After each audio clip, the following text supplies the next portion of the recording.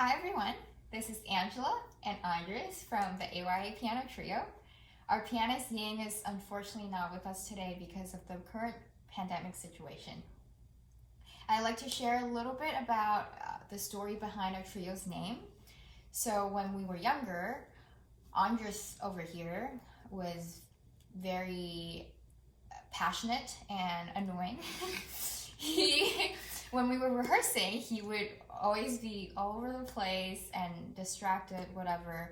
And Ying and I are both Chinese. In Chinese, we have a term aya. When we say that, it's usually out of annoyance.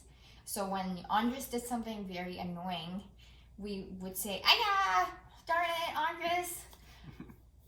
It's not the most poetic or deep story of our name, but it brings back really good memories of the good times.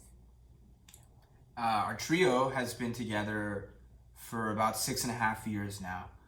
So it's we're both 23. Ying's 23, I think, also. So it's quite some time for us. And the way we work together has really evolved over those years. As you heard Angie just say, when we first started, I was pretty annoying, and I provoked impatience in the group, and that's very different from how we work now. We all live in different places, so we don't see each other as much. We don't rehearse as much. So the time that we have together is not only valuable to us as musicians and artists that we're trying to be together, but it's also valuable on a personal level, because we don't have all the time in the world like we used to get to know each other and to be around each other. Actually, it's a funny story. A couple of years ago, we were at a festival together, and it was one of the first times that we really spent a large chunk of time really focused together. And it was starting to show, I think we were improving, and, but we were getting pretty annoyed at each other. And it was hilarious because Ying and I tend to have the stronger personalities in the group. We're more outspoken and we tend to disagree more openly. So, whenever we would fight, Angie would sort of sit back and get her popcorn out and start watching like it was a soap opera.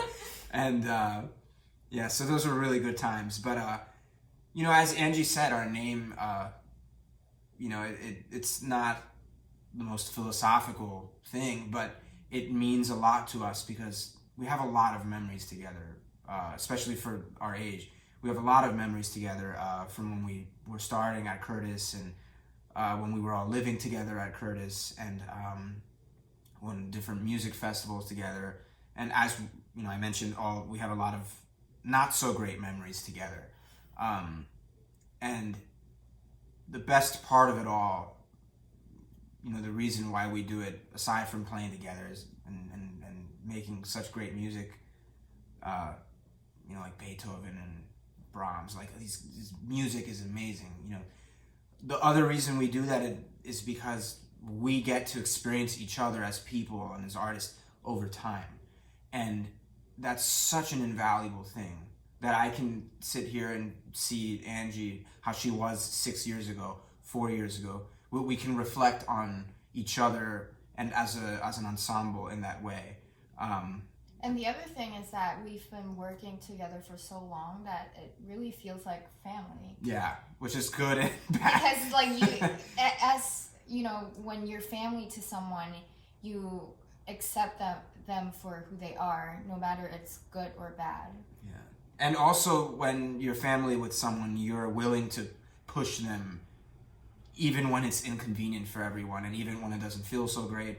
I've had times where, this happens a lot with us. Like this, I've had times where Angie's very honest with me about how I sound not so good sometimes, and a lot of the times. And it doesn't feel good, but with how long we've been together and how we can reflect on that now, it'll help us work much better together on an individual level, but also as an ensemble, because, we're family, and we have to know how to say things to help each other and to build each other up. Yeah. So we'd like to thank the Chesapeake Chamber Music Competition for allowing us to share our stories, and hopefully next year we'll get to share our music with you guys too, and hopefully and with Ying there, of course. Yeah. Thank you.